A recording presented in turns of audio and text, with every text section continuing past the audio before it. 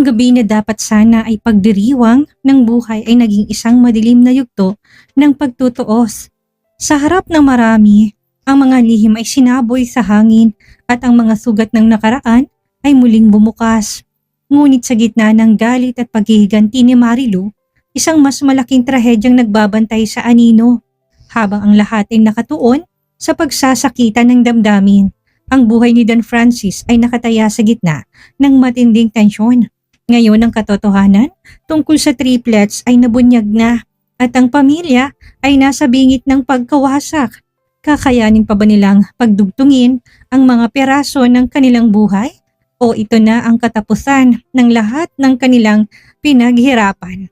Samahan niyo ako sa isa na namang yugto na puno ng emosyon, panganib at pag-asa. Simulan na natin. Douglas POV. Christine, hinahanap ka ng mga guest.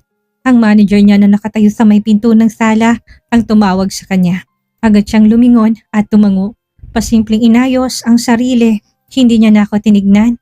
Diretso lang siyang lumabas, mabilis ang mga hakbang, parang gustong makatakas at hindi na siya lumingon pa. At iniwan ako dito sa sala. Lugmok na lugmok at wasak na wasak. Puno ng bigat ang dibdib at pagsisisi. Halos hindi ako makahinga. Pinikit ko ang mga mata ko. Pinilit kong pigilan ang nanginginig kong dibdib. Ilang segundo lang, lumapit sa akin si Don Francis at tinapik ako sa balikat. Mahabang katahimikan ang namagitan sa aming dalawa. Halos pinipigilan ang sarili ko sa paghagulhol muli. Ipakita mo kung gaano ka nagsisisi. Mahinahon pero matalim niyang sabi. Nasasaktan pa rin ang apo ko. Isa lang ang ibig sabihin nun. Huminto siya sandali. Parang sinasadyang palamnan ng bigat ang susunod niyang linya. Mahal ka pa rin. Tumalikod siya agad pagkatapos. Lumabas at sinundan si Tin papunta sa venue. Naiwan ako na tila walang buo sa katawan. Gusto ko siyang habulin at tanungin kung anong dapat kong gawin. Alam kong mahal pa rin ako ni Tin at mas lalo kong sinasaktan ng katotohanan ng ako rin ang dahilan kung bakit siya nasasaktan. God, ilang minuto akong hindi gumagalaw.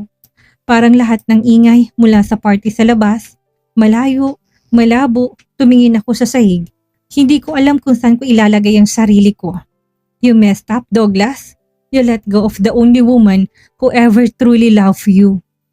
Humugot ako ng hangin, tumayo sa upuan at pinilit kong buuin ang sarili ko at lumabas ng sala. Dumiretso ako sa venue. Nakita ko kaagad si Tin, nasa stage. Nakangiti na para bang hindi kami nagtalo kanina. Pinapakita niyang she's a strong and independent woman. Kasama ang triplets, ang mga anak ko at si JP. My jaw clenched. Nakita ko kung paano mahigpit ang hawak ni Cole sa kamay ni JP. Kung paanong si Kael nakasandal sa balikat niya habang tumatawa.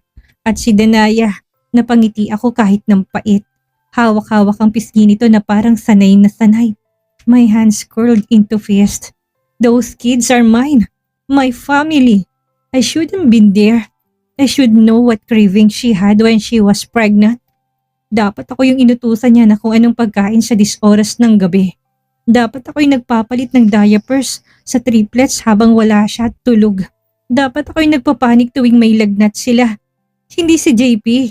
I closed my eyes and all the food, half beans, hit me like a storm. Nasaan ako noon? Nakatitig lang ako sa kanila habang parang unti-unting tinatanggal ng tadhana ang karapatan na maging parte ng mundo nila. Na ako dapat ang naroon. Ako dapat ang kayakap nila at kalarot, hindi ibang lalaki. I swallowed hard, nanuyo ang lalamunan ko pero mas nanlalambot ako sa bigat ng pagsisisi. 4 years, 4 na taon na kong wala sa piling nila. Sa piling niya, ang dami kong na-miss. Ang dami kong hindi na mababawi. I stumbled toward the bar. Umupo ako sa pinakadulo. Tahimik, malayo, hindi na ako makahinga. Tumagilid ako, hinampas ang counter gamit ang palad. Pigilang sigaw at pinipigilan ang luha. What the hell happened to my life? How did I become this man? How could I hurt her? How could I walk away from something this precious? I ruined everything and now I'm here, watching the love of my life smile without me, laugh without me, breathe without me. I was supposed to be beside her. Hindi ko na alam kung paano babangon mula dito sa pagkakalugmok ko. Pero isa lang ang malinaw. Hindi pa ako tapos. Hindi ako susuko. I'll take the pain. I deserve it. Pero hindi ako aalis. Hindi na muli. Isang bote ng alak. Mahina pero madiin kong sabi sa waiter habang nakatitig pa rin sa direksyon nila ni Christine. Hindi pa man ako tinatanong kung anong brand. Inabot niya na kagad ang isang bote. Hinawakan ko yun. Pinuksan agad at walang sabi-sabing dinala ko sa bibig ko at nilagok. Sunod-sunod. Diretso sa lalamunan ko. Parang gusto kong sunugin ang lahat ng pait na nakabara sa dibdib ko. Damn it. Tumayo ako. Hindi ko na kayang tignan sila. I step away from the party. From the lights. From the sound of their laughter. Sobrang sikip ng hangin. Sobrang bigat sa dibdib. Parang sasabog ang dibdib ko habang pinapanood silang masaya. Si Christine kasamang mga anak namin. Hindi ako kasama sa eksena. Wala ako. Stranger ako sa sarili kong pamilya. Mabigat ang mga hakbang ko papunta sa dalampasigan. Dala ko pa rin ang bote, panaylagok habang nilulunok ang sakit. Ang alat ng hangin, ang lamig ng simoy pero wala akong maramdaman kundi ang init ng galit sa sarili ko. Tumingin ako sa dagat. Tahimik, walang ibang tao sa paligid. Ako lang, ako at ang mga kasalanan ko. Damn it, DJ. Bulong ko sa sarili ko. Ikaw may kasalanan, lahat ng ito. Bawat buhangin na natatapakan ko parang tinutulig siya ako. Bawat hampas ng alon parang binubulungan ako. You let them go? Paulit-ulit kong sinisisi ang sarili. I should have known. I should have stayed. I should have fought for her. I should have been the man she needed. Douglas, napapitlag ako nang biglang may pumulupot sa bewang ko mula sa likuran. Kasabay ng malamig na boses. Pamilyar. How are you, ex-lover? Nabitawan kong hawak na bote. Mabilis akong umurong at pagharap ko. God damn. Marilu, nanginginig ang katawan ko sa galit. Parang may sumabog sa loob ko. Isang nanunuyang tawang pinakawalan. Masakit ba? Tanong niya habang lumalapit pa. She's happy with JP Cordoba. At mas malala pa, may triplets sila. Kung akong pinili mo, DJ, hindi ka magkakaganyan. Look at yourself. You're a mess. Napakuyom ang mga kamao ko. Parang gusto kong durugin ang mukha niya sa isang suntok. Pero hindi ako gumalaw. Hindi ako pwedeng pumatol. Pero nauna ng galit ko. Napakasama mo, Marilu. Nanggagalaiting sabi ko. Mabilis ko siyang nilapitan pero mabilis siyang umatras. Don't you dare. Babala niya. Mahina pero may ngisi sa labi. I'm the bad one? Really, DJ? Masama ako? Ano ka? A man who couldn't protect his woman. A man who lost his license because of his stupidity. Oh wait, you're not just stupid. You're a certified idiot. Tinawanan niya ako, yung tawa na gusto mong lunurin sa dagat. You think you're still someone? You're nothing. I swear to God. Banta ko, nanginginig ng kamay ko at buong kalamnan ko. Huwag lang mapatunayan na ikaw ang dahilan kung bakit na walang lisensya ko. Dahil baka hindi na kita patayin sa isip ko lang. Baka sa tunay na buhay na. I warned her dangerously. Hayop ka? Ang kapal ng mukha mo na magpakita sa akin. Pero tinawanan niya lang ako. Tila inuubos niyang pasensya kung ubos na. Mabilis ko siyang nilapitan at parang mabangis na hayop. Hindi na ako tao. Hindi ko nakilalang sarili ko. Walang babala. Isang malakas na sampalang pinakawalan ko. Halos kasabay ng malakas na alon sa dalampasigan. Nawalan siya ng balanse at bumagsak siya sa buhanginan. Ikaw ang dahilan! Gigil kong sabi. Ikaw ang dahilan kung bakit gumuhulat sa akin. Mabilis ako imuko. DJ! Pero hindi niya na natapos. Sinakmal kong leeg niya. Both hands. Hindi ko inisip kung anong kahinatnan nito. Wala na akong ibang naririnig kundi tibok ng puso kong parang babagsak. Nagpupumigla siya pero mas lalo ko pang hinigpitan ng pagkakasakal sa leeg niya. Nalilisik ang mga mata ko sa matinding galit at nag-aapoy ang puso ko sa matinding galit. Dahil sa'yo, umuubo na siya, pilit na humihinga.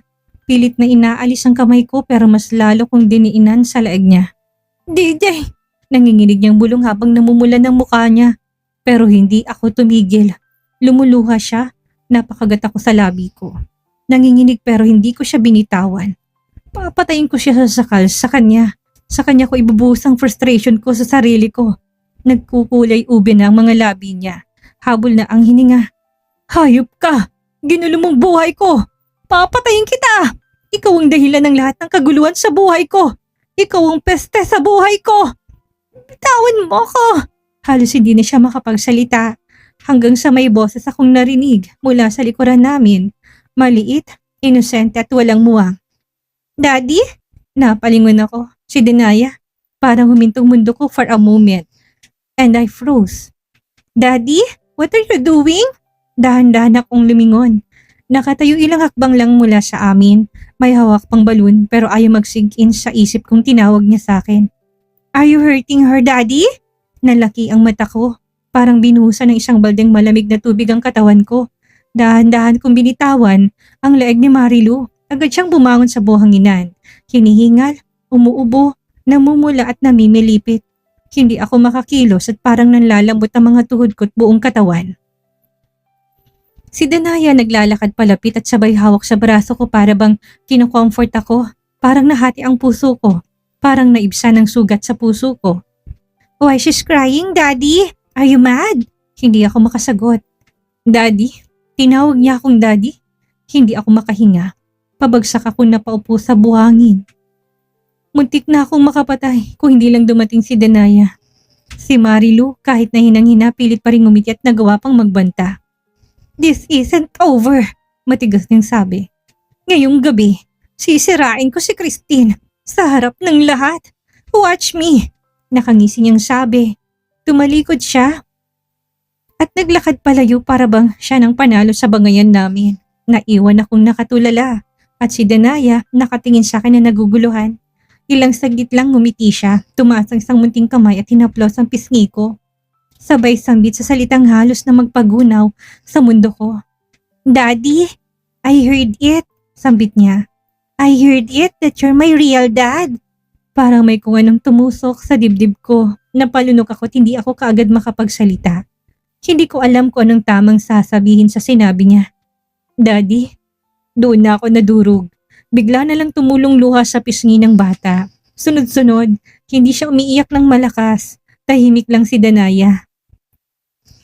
Gusto niyang intindihin ang mundo pero hindi niya kaya. At ako hindi ko na rin kinaya. Lumuhod ako sa buhangin at nawala ang galit. Natira na lang yung pighati. Ang sarap pakinggan na ikaw yung tinatawag na Daddy. Anak, yumuko ako at niyakap siya ng mahigpit. Parang niyayakap kong taon na nawala. Ang bawat what if na nilunod ko sa alak. Umiyak siya sa dibdib ko at umiyak din ako. Walang pakialam sa paligid. Ang mahalaga, yakap ko na siya. Sorry, bulong ko. Halos hindi marinig. I'm so sorry, anak. Hinagod ko ang likod niya habang pinipilit kong pigilan ang paghikbi. Pero hindi ko kaya. Hindi ko na kaya. From now on, Daddy's here. I'm here. Kahit na ilang ulit ko pang ulitin yon, alam ko hindi yun sapat. Pero yun lang ang meron ako ngayon. Ang yakapin ng batang kailanman, hindi ko dapat iniwan. Dahan-dahan ako na kumala sa yakap ng munting katawan sa dibdib ko. Para bang bawat galaw na hinihila sa puso ko na ayaw pang bumitaw. Pinagmasdan ko siya. Hindi pa rin ako makapaniwala. Ang mga pisngi niyang basang-basa ng luha, pinunasan ko gamit ang hintuturo ko. Ang init ng balat niya, parang apoy na muling nagpapakaba sa pusong matagal nang nanlalamig sa pagkukulang. Ngumiti siya, mahina lang, yung tipong pilit pero puno ng pag-asa. Daddy, aniya sa boses na halos pabulong pero sapat para yumanig ang buong pagkatao ko. Damn it, totoo ba ito? May kung anong kislap sa mga mata niya habang nakatitig sa akin. Para ngayon niya lang nakitang hinanap ang buong buhay niya. Hindi ko alam kung paano ko siya tititigan pabalik nang hindi matutunaw sa guilt. Bigla siyang tumawa ng mahina, tinaas niyang isang kamay at pinisil ang ilong ko. You really my daddy? Parang kinoryente ang puso ko. Ang tawa niyang parang musika sa tenga ko. Hinaplos ng muting tinig na yon ang mga sugat sa kaluluwa ko na ilang taon ko nang ikinukubli. Hinawakan ko siya sa magkabilang balikat. Gusto kong isiksik sa utak ko ang bawat segundo, bawat detalye ng mukha niya, ng hininga niya, ng boses niya. Oh God, alam na ba ni Cole at Kael about me? Tanong ko. Halos hindi makalabas sa lalamunan ko ang pangalan ng dalawang makulit na yon. Umiling siya. Mabilis. I'm the only one who knows, Daddy. Sagot niya. I'm your real princess, she said proudly. Kinagat ko ang pang-ibabang labi ko. Nanikip ang dibdib ko sa sinabi niya. Ako ang tunay niyang ama. Ang isang gabi na may nangyari sa amin ni Christine ay nagbunga ng 3 supling. Hinawakan niyang kamay ko. Mahigpit at parang ayaw na akong pakawalan. Come on, Daddy! Let's tell them that you are real, my daddy! Napapikit ako, saglit. Nagdasal sa loob at sana mabilis nila ako matanggap kagaya ni Danaya. Ang mga anak ko, ang daan patungo sa puso ni Christine na muli niya itong buksan sa akin. Tumingala ako sa madilim na langit. Sa pagitan ng mga luha, isang ngiti ang pilit na gumuhit sa labi ko. Anak ko si Danaya, sina Collie at Kael, kaya ipaglalaban ko sila kahit na anong mangyari. Magkahawak kamay kaming humakbang pabalik ni Danaya sa venue. Pareho kaming nakangiti, masaya yung klase ng ngiti na matagal ko nang hindi naramdaman. Parang biglang may liwanag ulit ang buhay ko. Parang lahat ng sakit, kahit papano may kapalit na gantimpala. Pero ilang hakbang mula sa crowd, napawi ang lahat. Napawi ang ngiti ko. Napawi ang saya sa mga mata ng anak ko. Isang komosyon, sigawan, hiyawan at sa gitna ng lahat, si Marilu, nakatayo, nagsisigaw at halos mangisay sa galit. This woman ruined my life. Our life! Bulalas niya habang tinuturo si Christine. Dapat kami ni DJ ang masaya ngayon. Kami, pero si Nira, nang walang hiyang babaeng ito. Gigil na ako sa niya. Kumuyom ang kamao ko, tinignan ko. Nakatayo pa rin sa stage, kalmado pero kitang-kitang galit at pagtitimpi sa mukha niya. Pigil na pigil. You all think she's so perfect? Patuloy ni Marilu habang palingalinga sa mga tao. She seduced him. That witch stole my man. Asik niya na may kasamang palilisik ng mga mata. Nagkatinginan ang mga bisita, mga bulungan, mga gulat na tingin. Disgust. May iba pang ang parang nahihiya para kay Christine. Sinundan ko ang mga mata nila kung saan nakatingin. Napatingin ako sa screen. Nalalaki ang mata ko. Halos bumaon ang mga paa ko sa kinatatayuan ko. It was as ang nangyari nun sa kubo. Ang video, how come? Ilang beses ako napamura sa galit. Ang moment na dapat matagal lang, nilibing sa limot, ngayon pinapanood ng napakaraming tao. See that? Sigaw pa ni Marilu, nanginginig ang boses. That's her way of trapping DJ. Ganyan siya kababa. Ganyan siya kakati. Pinagplanuhan niya yan para pikutin si DJ. Kaya siya pinakasalan. Tumigil siya. Parang humihingal at parang nawalan pa ng hiya, lalo pang sumigaw. Parang nawalan ng credibility. Yan bang iniidolong artista ninyo? Yung akala mo kung sinong malinis may tinatagong kababuyan. She's disgusting. A homewrecker, a slut, a manipulative witch. Tama na, sumisigaw si Glot. Patayin ang video, marin niyang utos pero parang walang nakakarinig. Tuloy pa rin ang video at tila na hipnotismong lahat sa screen na nakatuon ng mga mata. Tuloy pa rin ang pagsisigaw ni Marilu at tuloy pa rin ang pamumula ng mukha ni Tin. Pero nananatili siyang tahimik, nanginginig lang sa galit. Ano, Christine? Tahimik ka lang? Hindi ka makapagsalita. Hamunin mo ko. Sabihin mo sa harap ng lahat ng ito na hindi to totoo. Sigaw ni Marilu, halos maubusan ng boses. Nakita ko si Don Francis na mumutla tila nahihirapang huminga sa tabi ni Doña Patricia na puno rin ng pag-aalala sa mukha ng matandang babae. Muli ako napatingin kay Tin. Unti-unting lumakad pa abante. Buo ang postura, nakakuyom ang kamay, pero nakataas ang baba. Diyos ko, kahit na sinisira na siya sa harap ng napakaraming tao, hindi siya bumigay. Tumingin ako kay Danaya. Hawak pa rin niya ang kamay ko. Pero ang dating masayang mata, ngayon ay puno ng takot at kalituhan. At sa puso ko isang bagay lang ang malinaw. Binitawan kong kamay ni Danaya. Daddy, help! Mommy! Stay here. Mahina kong sabi sa anak ko pero may diin. Gusto ko siyang protektahan mula sa gulo, lalo na kay Marilu. Sina Collie at Kael napansin ko pinapasok ni Maria ang mga to pero ayaw ng mga bata. I was about to step forward pero naunahan ako. Si Christine, like a bullet. She shot forward, unstoppable. Walang sino mang nakapigil, wala rin nagtangka. Diretso siya kay Marilu. Hinablot ang buhok nito sa bayhagis sa damuhan. Napasigaw si Marilu pero wala pa rin umaawat. Agad niyang sinakyan si Marilu. Halos magapoy ang mga mata. Winasak ang mukha ng babae sa paulit-ulit na sampal. Sabay na napapasingha pa mga bisita. Ganyan kakababa, sinisigaw pa rin ni Marilu. You ruined everything! You lied! You manipulated, you witch! Sigaw ni Marilu, paulit-ulit, pilit tinatakip ang mga braso sa kanyang muka. Pero walang awa si Christine. At ako, wala akong ginawa. Hindi ko siya pinigilan. Hinayaan ko siya sa gusto niyang gawin kay Marilu. Sa unang pagkakataon, I saw Christine fighting for herself and it was freeing, fulfilling, even. Parang bawat sampal niya may kasamang taong pinagtatanggol. Bawat sigaw niya may limos na hustisya para sa sarili niya. Enough! Isang boses ang gumatla sa ere na nagpahinto kay Christine. Ikulong ang babae niyan, utos ni Don Francis pero paus na hirap. Napalingon ako at nakita ko na pahawak siya sa dibdib niya. Nahahapong naupo sa upuan sa tabi niya, panahihima sa dibdib. Lolo! Sigaw ni Christine sabay tayo pero hindi pa tapos si Marilu. Hindi pa tayo tapos! Hindi pa tayo tapos, Christine! Sigaw ni Marilu habang kinakaladkad siya palayo. Pumupiglas pero mahigpit ang hawak ng mga tauhan sa kanya. Bitawan niyo ako! Magsama kayong lahat sa impyerno! Lalo ka natin! I make sure she doesn't get out. Marina utos ni Claude sa mga gwardya. Cold ang tinig niya at walang pasensya.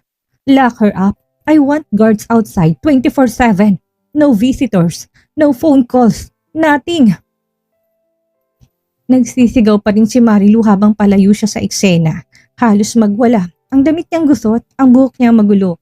Puno ng lupa at damo at sa gitna ng kaguluhan, isang panibagong pangambang sumabog. Francis! Frantic na sigaw ni Doña Patricia. At doon ko nakita si Don Francis na hihirapan na. Namumutla tila na ubusan ng hangin. Iba na to, inaatake na sa pusong matanda. Move! Sigaw ko. Let me through. Wala ng oras. Nakatayo si Tin sa gilid nanginginig, hindi na galit ang nasa mukha niya kundi takot at pangamba. Halos lahat naman silang nandun na kamag-anak. Lolo, please, don't! Hysteria niyang sabi, lumuhod ako sa tabi ng matanda. Sir, can you hear me? Don't talk, just breathe, relax. Sabi ko habang mabilis sinuri ang pulso niya ng mahina. Hindi regular, this is bad. Ambulance, now! Sigaw ko. Call the nearest hospital. Get the ER ready. Sa likod ko nakita ko si Danaya, maluha-luha yakap-yakap ni Maria. Nakakapit naman kay JP sina Colette Kael.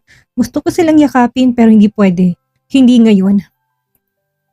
And as I held Don Francis' wrist hoping for stability, isang dasal lang ang laman ng isip ko. Please, not now, not him, not after all of this. I need to save him. Heto na naman tayo sa gitna ng isang matinding gulo na talagang nakakadrain ng emosyon.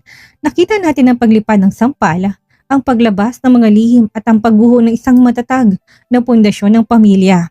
Ang pag-atake ni Don Francis sa puso ay tila isang babala mula sa tadhana.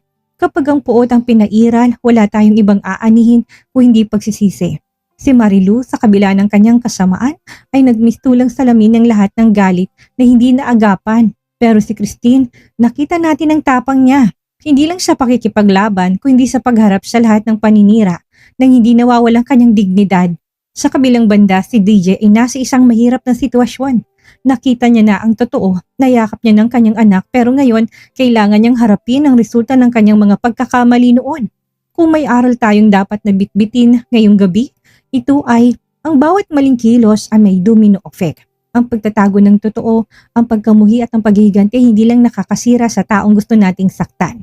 Ito ang sumisira sa mga taong nagmamahal sa atin. Sa gitna ng trahedya, dito natin malalaman kung sinong tunay na magpapatatag sa atin at sinong titibag sa atin. Sa tingin ninyo, makakaligtis ba si Don Francis sa gitna ng lahat ng ito? At paano na magbabago ang takbo ng buhay ni na Christine at DJ ngayong nasa ospital ang pundasyon ng kanilang pamilya? I-comment yung inyong mga prayers para kay Don Francis ang inyong opinion sa naging aksyon ni Christine. Huwag kalimutang mag-like at mag-subscribe para sa susunod na part. Ako po si Miss Maria at maraming salamat po.